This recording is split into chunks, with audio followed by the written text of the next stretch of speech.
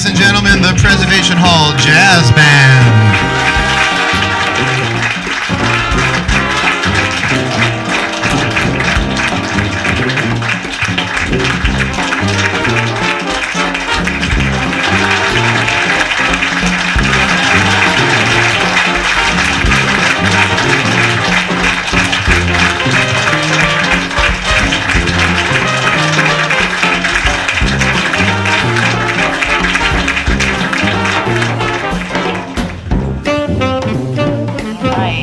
Good morning, everyone, and thank you so much for being here. We have this extraordinary opportunity to meet with the members of the iconic Preservation Hall Jazz Band right here in Kingston, New York.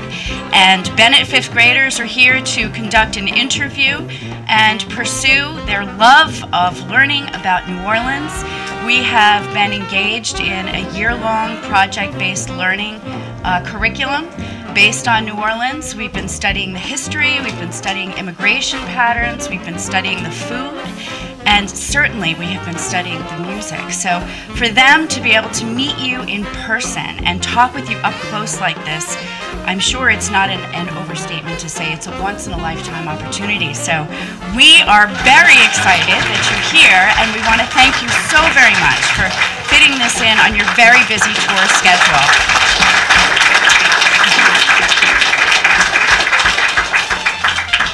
We have 7 student interviewers who are in the front row, and they're going to step up to the mic and ask you questions, and we'll pass the mic around to whomever feels like answering whichever question feels right to you. Hello, my name is Leon, and before we start, I want to say a couple of things. My first thing is thank you for letting us interview you, and my second thing is thank you for such an amazing set last night. My first question is, when you first met each other, the other members of the band, what were your opinions about each other, and were you friends right away? Did you have any disagreements, stuff like that? Well, let me start. I'm not going to speak for everybody. I'm not going to speak for everybody, but I can tell you this much. I've known this gentleman. He knew me when I was a little baby. Yeah, he used to play in a band with my father, so I've known Ricky my whole life. He's like an uncle to me. You know, Mark and I have known each other since high school, and we've been playing music together, you know, since high school. And you know, I'm sure everybody in the band. Well, Ronell, I've known Ronell. I used to teach high school, and Ronell was one of my students when I was teaching high school. So he didn't have a choice whether to like me or not. He had to like me because I was his teacher. Yeah, that's right. Well, we pretty much knew each other before we all got in the band as a group, and so when everybody joined at different times, it was already like a family situation. You know, we just like cousins to each other. And brothers, you know, so we don't have too many arguments or too many dislikes or whatever, you know. Right. Anybody else? Okay, I may have summed it up for everybody. Thank you. Thank you. Hello, my name is Giovanna. Thank you for coming this morning. I have a question for you. Well, it kind of goes along with Leon's, but did you all get together as friends and then made the band, or did you just make the band and then become friends? Like, Yes and yes. Everybody, there's a different story for every member of the band. Yeah. And my father used to be a member of the Preservation Hall Band, and him and my mother were involved in getting Preservation Hall started in 1961. And that's how I ended up becoming a member of the Preservation Hall Band. And one of the things that's different about Preservation Hall and New Orleans music is it's a musical tradition that is passed down from generation to generation. So oftentimes you'll find people in bands playing together who's maybe their parents knew each other, or their uncles knew each other, or they're someone's cousin, and you end up in a band that way. So you're not always best friends with the people that you're in the band with, but you have some sort of connection to that person through the community that you live in. And that's how we all ended up in this band together, is we all have some sort of connection to the New Orleans music community. And each one of us will go around at some point and let everybody tell a little bit about their own individual story. But that's how we ended up in the band together. And we've become friends as a result of being in the band together. We've known each other, but we've become, I would say more than friends, we've become family. Because when you're on the road traveling together and playing together as much as we do, you actually see each other more than you actually see your own family. So you are your family. Anybody else got anything they want?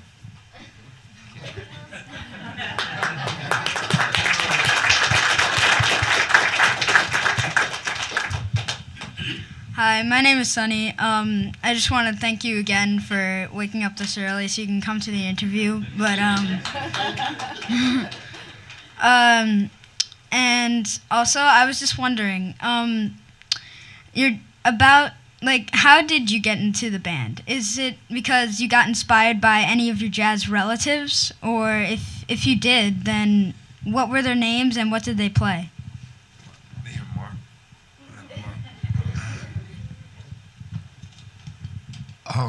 Well, for me, prior to my joining the Preservation Hall Jazz Band, I come from a family of musicians.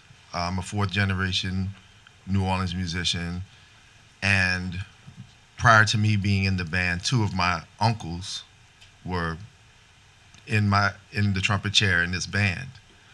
So I think I'm not exactly sure how it happened, but like Ben said, he and I have been friends since high school, and it just seemed like a natural transition. My uncle that was in the band before, his name was John Brunius, and he passed away. And when someone passes away, it's like passing the torch, and that's what happened with me and this band and my uncle. And Ben called me and asked me to join the band.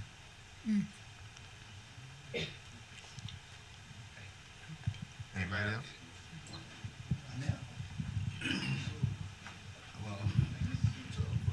Charlie? All right, skip that. Too kind. What's going on? That's my theme song, yeah. But yes, indeed. Yeah, I'm the new kid with the Preservation Hall Band. I joined about 2 years ago, but I've actually been playing with the band in New Orleans. I just joined the road band, but I've been playing with the band in New Orleans for about 10 years, since 2003. And my connection goes back to my grandmother's older brother, Joseph Butler. He used to play the bass with the Pres Hall Band. And he passed away in '82. I was only 6 years old. I didn't really get to know him, but thanks to the magic of YouTube, I've seen him playing all over the world, with Preservation Hall and Duke Ellington, all kind of people. And there's a lot of musicians in my family. Some are professionals, some are not. But I do, before I was with Preservation Hall, I have a band with my 3 older brothers, and at one time 2 uncles and 3 cousins. And we used to travel the world together. Yeah, I was still in high school, going to Spain and all that over the Christmas holidays and all that. Good times. But so I come up playing music, jazz and gospel in church. I'm a church organist as well, and a lot of different instruments. You got those family bands. Sometimes somebody can't make it. Somebody else just has to cover for them. So I learned how to play a whole lot of different instruments: trombone, trumpet, saxophone, all that good stuff, and drums. But yeah, that's pretty much that's my story. That's how I got started and still doing it. All right.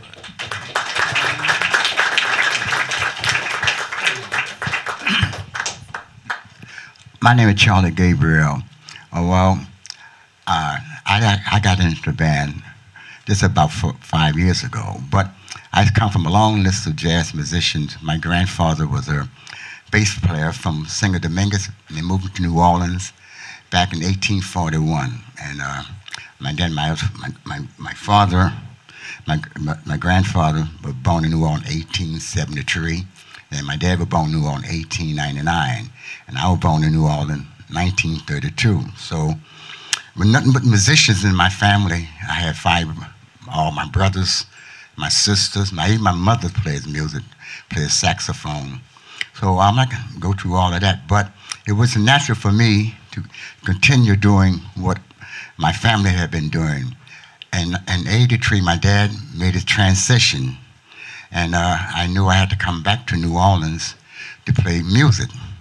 So a friend of mine, Shannon Power, I told Shannon Power, I said, Shannon, you know, I'm going to come back home, you know, but I don't know when, but I'm going to come back home.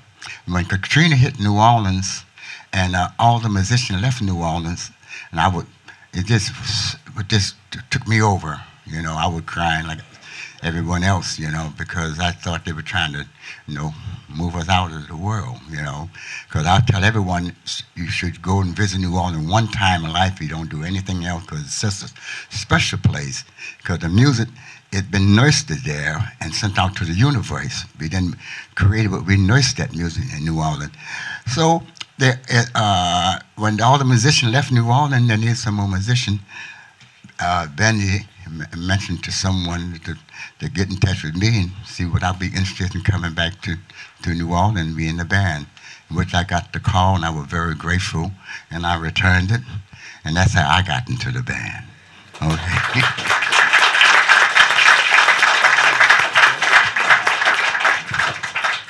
Okay, basically I've been in and out of the band for, I don't know, 25 years or so.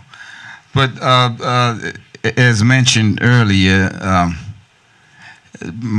my influences are probably the brass bands. In the neighborhood I grew up uptown, and there's always a parade for almost any reason, you know. Almost any Sunday you'd see a brass band marching through the streets. And so, I mean, and as soon as you hear that, I mean, everybody sort of just runs to the band, and no matter what they're doing. I mean, most probably I was out playing football or fighting or something. I don't know whatever children do. You know what y'all do.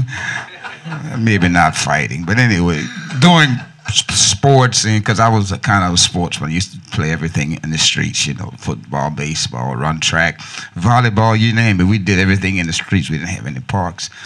So when these brass bands would come into the neighborhoods, I mean, everybody would just stop and run after the band, and I would follow the band probably 3 or 4 blocks. I wouldn't go any further than that, because I know my mom was watching me, and even though she wasn't there, I could only go so far. So I just followed the band a little while and then run on back and play football. But I mean, as soon as you hear the music, I mean, you just kind of stop, and it attracts you, and so you follow the band.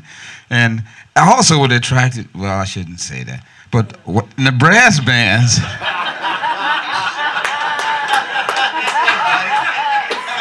no, it's not.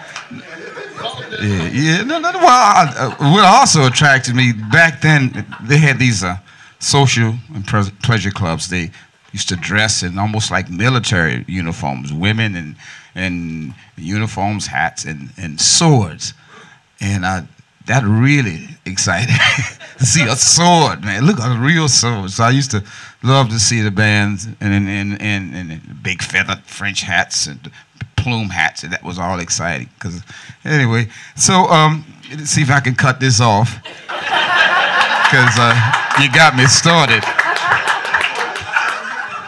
Yeah.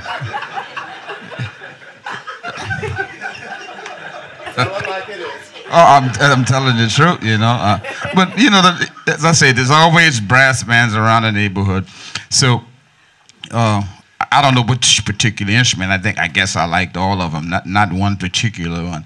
But I had a older brother who was a trombone player, and he graduated from high school. He went away to a junior college, and in this college there was only a vocal music department. There was no instruments. So they were renting the horn from a music store. It's called Worldlines.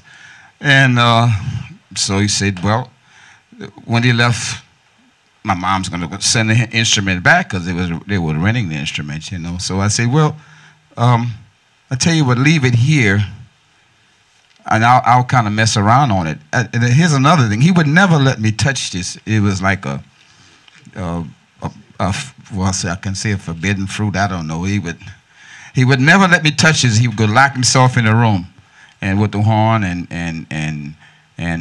wouldn't let me touch it. So when he left, that was my chance. I grabbed the horn and I said, no, leave it here, and I'll mess around on it a little bit. And I'm probably still messing around a little bit, as you probably heard me. All right, that's the short story. Oh, yeah.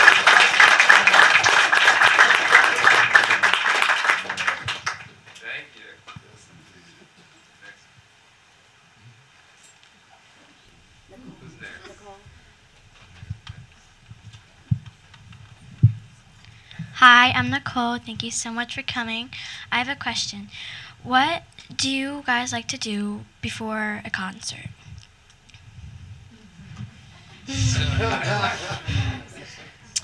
We travel and perform almost 100 shows a year outside of New Orleans. So, like, for instance, today, when we're finished here, we actually are going to drive to Scranton, Pennsylvania. We have a concert tonight in Scranton, and we do that every day. That's what we do for a living, you know.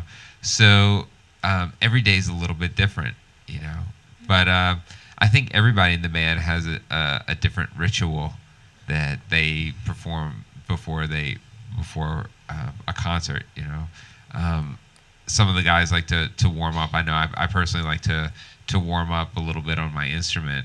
And, you know, like, for instance, right now it's very cold outside. If you, can you touch that? See if it's still cold. Is it still cold? Not much. So my tuba slept in the car last night, and we just brought it in, and it takes about, you know, a half hour for it to just get to room temperature. Mm-hmm. And then, and you know, it has to be at room temperature before it actually plays in tune. So that's another thing that, you know, we have to do before a concert. We have to set up the stage, and we have to test all of the microphones and make sure everything's working. And then you also have to make sure that, you know, your suit is pressed and ready to, you know, for presentation that night, you know. And if you have time, you'll take a shower. You know, brush your teeth and, like, you know, shave and wash your hair. But for instance, yesterday we arrived. Here, let me give you an example of what our the last 2 days of our live was like. We had a concert in Chicago, which was a benefit show for the New Orleans Jazz Orchestra, and we were there with Alan Toussaint and a whole bunch of Chicago jazz musicians, and the New Orleans Jazz Orchestra took a train from New Orleans up to Chicago for this benefit show. And we performed the show, and the next day we did a class like very similar to this in front of 400 students at the Chicago Library. The following morning we flew to New York and drove here to Woodstock and went basically straight to the venue and did a radio broadcast for Radio Woodstock. And then we came back here and quickly changed our clothes, got ready, put on our makeup, and brushed our teeth, and got dressed, and got back in the cars, went back to Woodstock, and performed the concert last night. And then we woke up, and here we are this morning. And it's just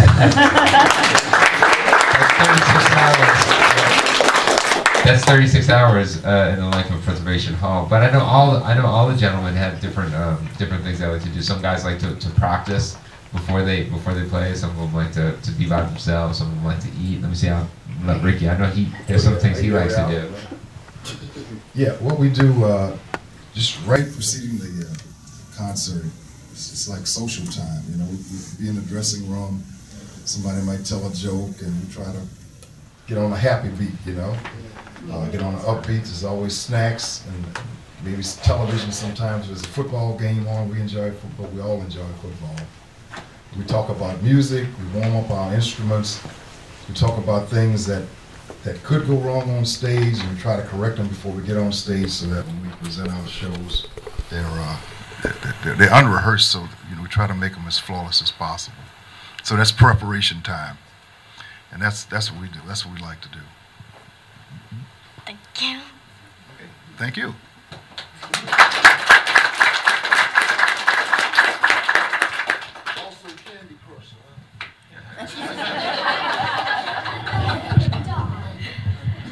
Hi, I'm Eva, and again, thank you so much for getting up in the morning to come see us. And so, I have a question. What is your favorite thing and least favorite thing about being on tour? Meeting people like you. We meet a lot of nice people on the road. We get to see a lot of places that we would not ordinarily see had we not become musicians. I've been all around the world more than a bunch of times, and it never gets old, because the people in the audience, the reaction from the people in the audience as we perform on stage, it energizes me. I'm speaking personally. Maybe somebody else may have other comments, but that's what I enjoy. That's what I enjoy about travel.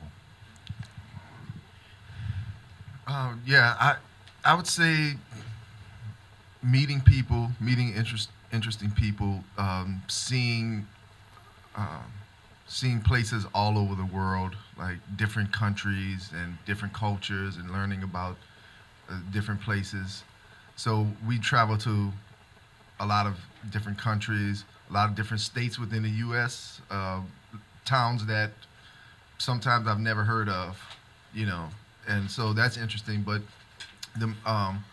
one of the things I love is performing every night together, and constantly growing as a band and learning about each other, and learning, because it's always a learning process, playing music.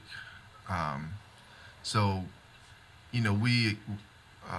a lot of our music is improvisational, and so we're growing and learning every night, and interacting with each other, which makes it stay fresh, even if we play some of the same repertoire. Like, we've been doing a lot of songs from our new record every night, and but every night is different, and every night we learn something new. So it just keeps it exciting. So I think between meeting people, seeing different places, and performing every night, the hardest part is probably the traveling.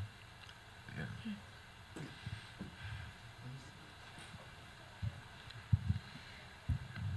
Yes, to piggyback off what Mark said, it's great when you do something that you love. We all love music, and New Orleans music in particular. So it's every night, even though we might be playing some of the same songs each night, it's always a new experience, because each night, like Mark said, is different. Now, I would have to say that one of the hardest things for me is when you're on the road, you're away from your family.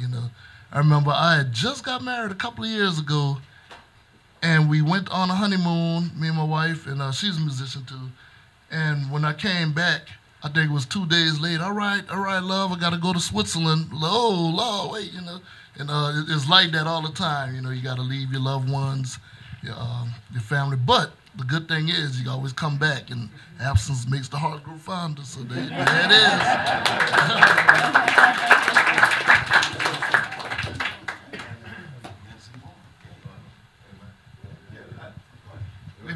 Maybe I can clear up a misconception.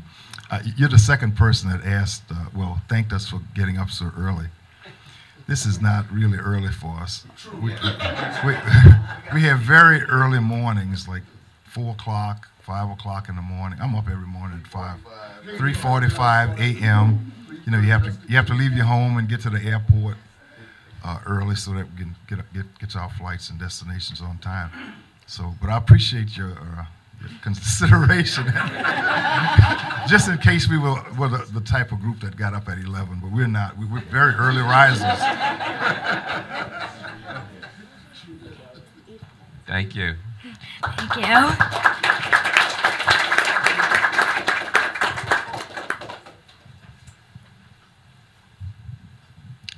Hello, my name is Colin, and I also have a few questions for you. What is your favorite New Orleans food? Ooh, I'm gonna go with beans. Yep, I'm going with beans. And no, just the beans. Just the beans. No rice. They taste good just by themselves. Any kind of beans.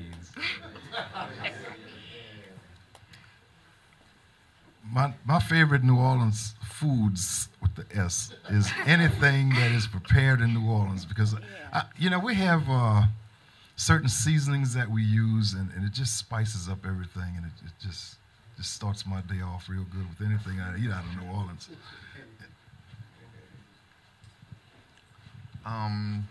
It'd probably be,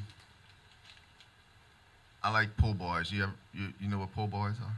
Sort of. Yeah, it's a sandwich. It's a sandwich made with French bread, and they can have different ingredients. You can have fried shrimp, fried oyster. So I like those two, and we have what's called hot sausage. And hot sausage po' boy is good too. All health food. All health food.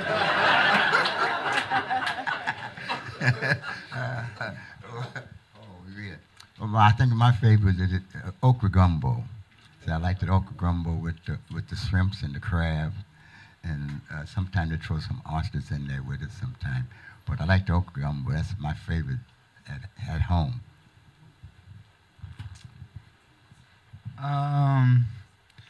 New Orleans food is really rich, and it's probably not the best in the world for you. So I don't really eat it a whole lot, to tell you the truth. If health wasn't really concerned, I'd eat it every day. I'd go and get a shrimp po' boy, and I'd go eat it on the Mississippi River, which is I get it at Verde Mart, and I walk about 2.5 blocks to the river and watch the ships roll in and out.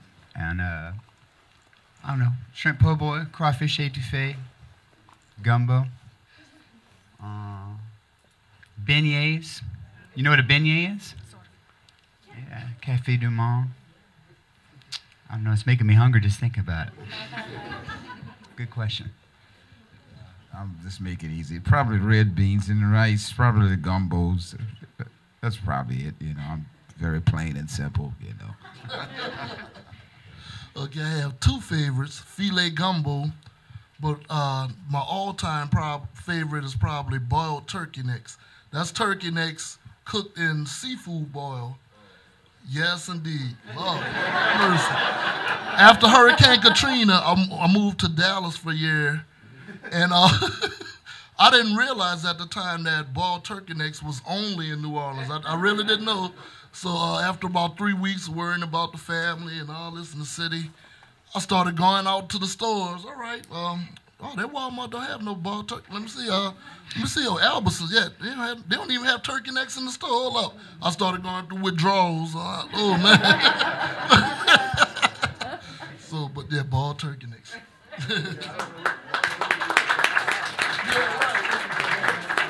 Thank you.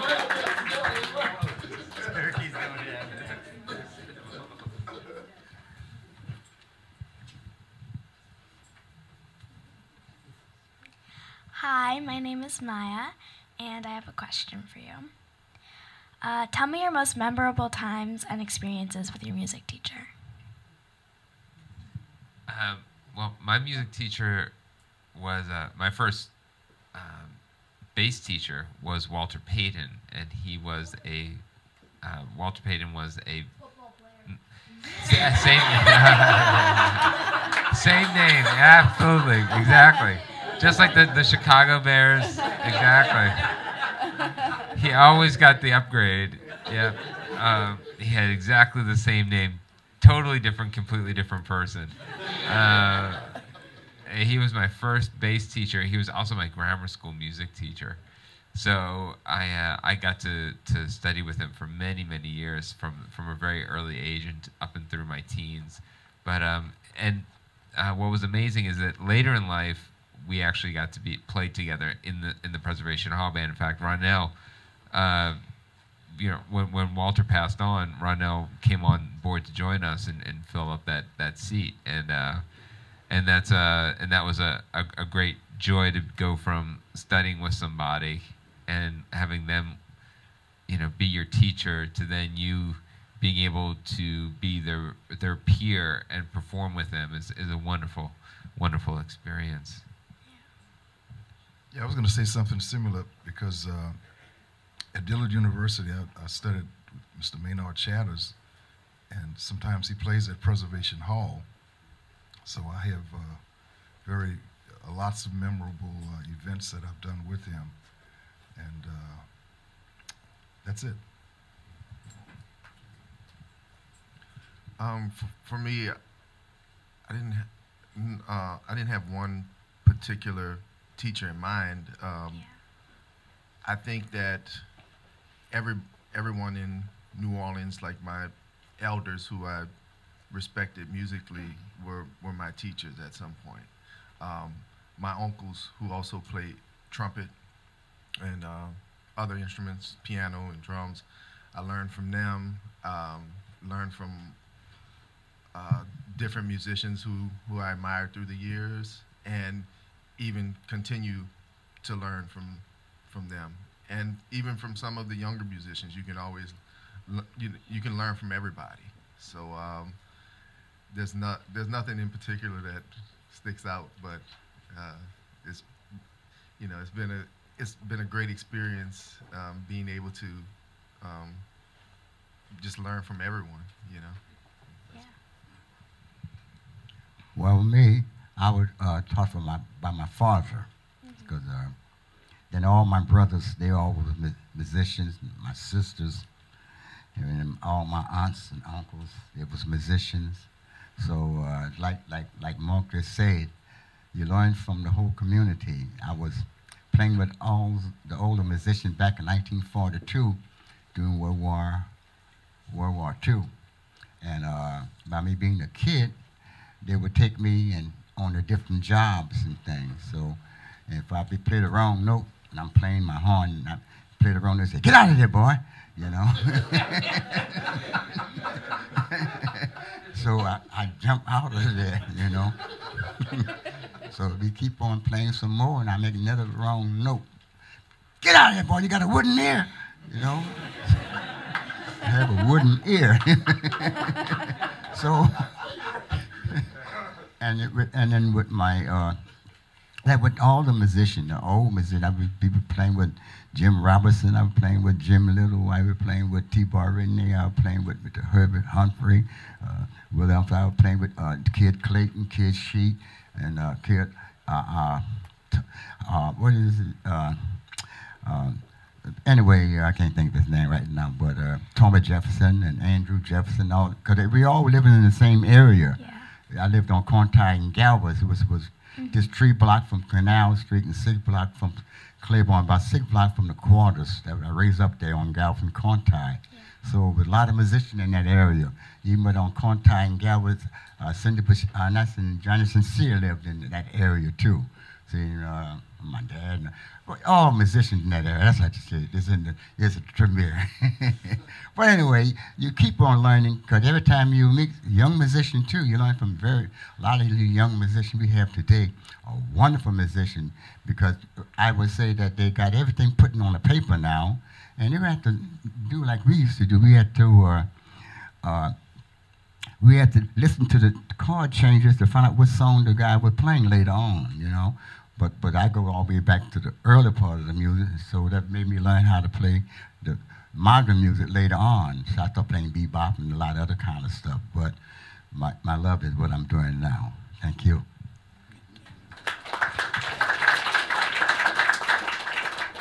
That's the beautiful thing about music, is that you're always learning. You'll never really get to some state of perfection. I know each of us are improving each day, and like everybody else in the band, I've been studying music a long time, and had a lot of really influential teachers come along. Yeah. But I've been really incredibly fortunate because I get to sit next to this guy. And it's changed my life sitting next to Charlie. I learned so much from each one of these guys in the band. But sitting next to Charlie has been a game changer for me as a musician. In fact, the first couple of years we were touring together, my right leg was completely bruised from him kicking me.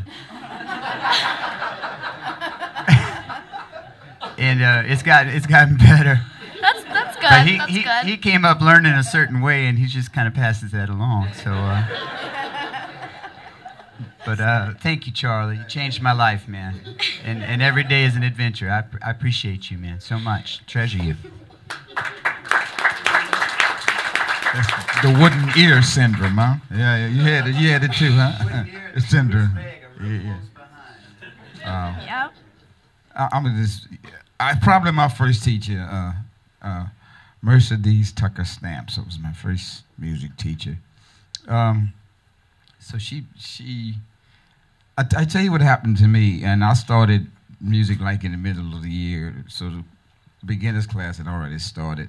So I was taking an industrial arts class. That's like woodworking, and so anyway. Well, they were pretty happy to get me out of that class because I couldn't hit. I mean, I was terrible. I couldn't hit a nail with a baseball bat. But so they threw me in the music class, and the teacher, she would come out and she'd take maybe 10, 15 minutes of her time and work with me, and we'd go into the practice room. She'd spend some time with me.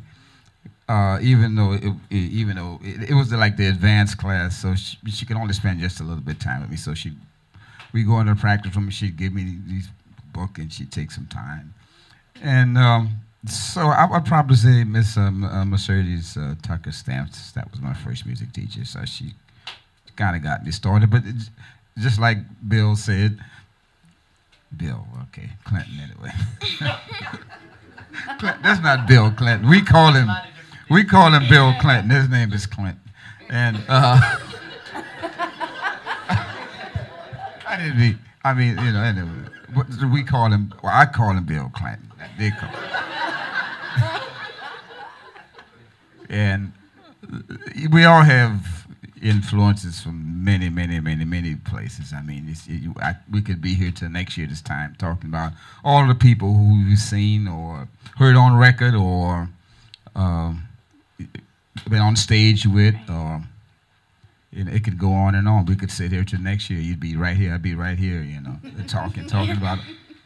So it's a endless question almost. So there's so many influences, on and on and on and on.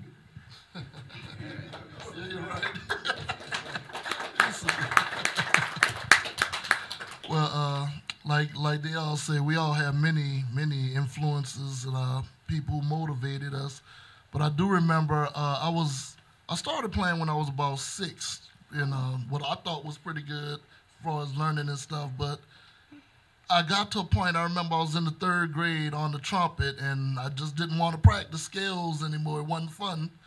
And one of my older brothers, he was, I always thought he was kind of crazy. You never know what he might do.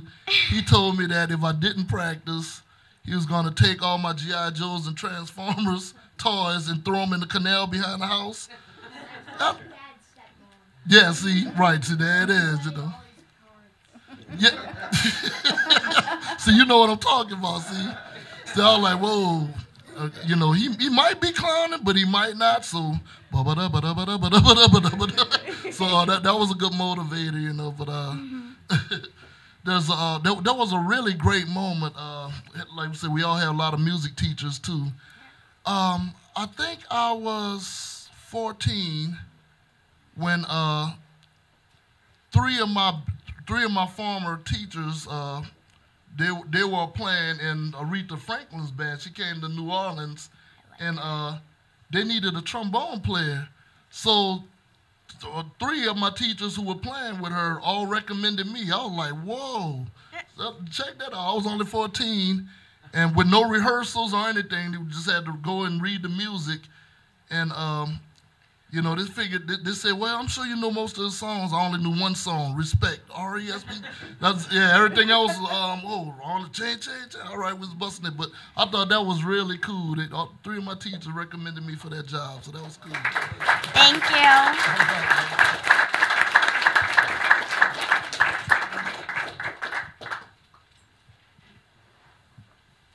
I see you guys looking at your watch, and I know that you do need to get on the road. So we'd love to hear a little bit of music. I see you've got some instruments with you, and then maybe get a couple of photographs of you guys with the 7 interviewers. Your stories are fascinating, and yes, we could sit here and a year from now still be talking, because your lives are endlessly interesting to us, and we're just so very thankful. Ben, Ricky, Mark, Charlie, Bill Clinton, Freddie, and Ronell. Thank you so much for giving your time to Bennett Elementary 5th graders. As I say, it's I think been the interview of a lifetime for some of us. So let's hear some music.